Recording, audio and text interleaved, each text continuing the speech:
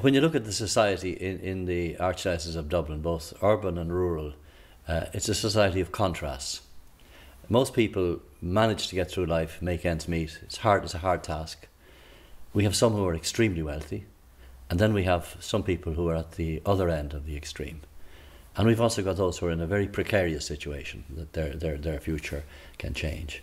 It's a city of contrasts. At Christmas, I made an appeal for food for the food centres, and I was really humiliated, I'd say, by the generosity of the response. And how generous people were in responding. And at the same time, I kept saying to myself, most of this food, if it hadn't come to the food centre, would have been thrown away. So we have this contrast of a society in which there's so much food being wasted and thrown away, and there are people who need food.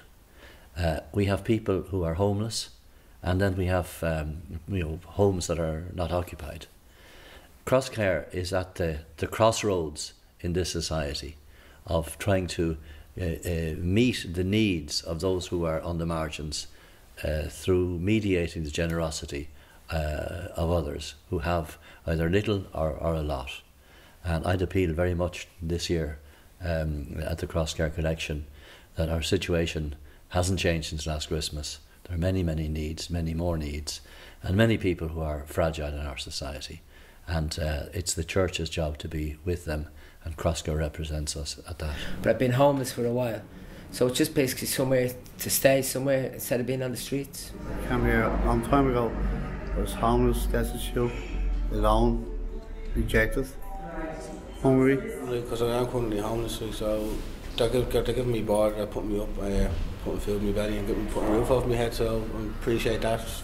Crosscare was my first service for homelessness. The first thing I felt when I walked through the door was safety, and within the first week I felt part of the community who live here.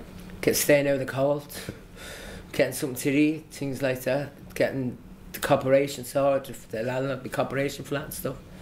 Without Crosscare, I probably wouldn't have the ability to go forward and look for a new place to live. Staff is there night and day, every time of the week.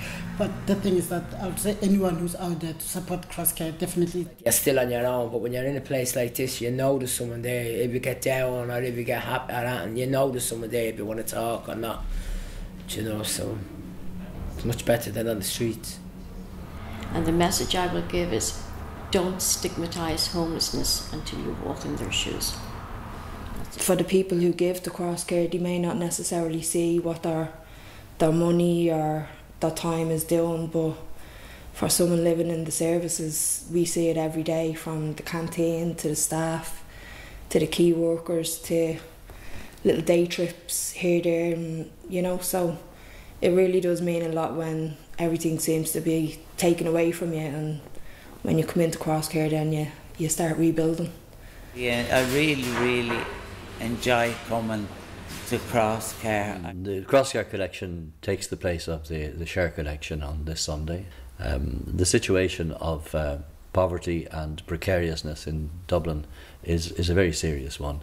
So I'd ask all of us to put our hands a little deeper into our pockets and be generous.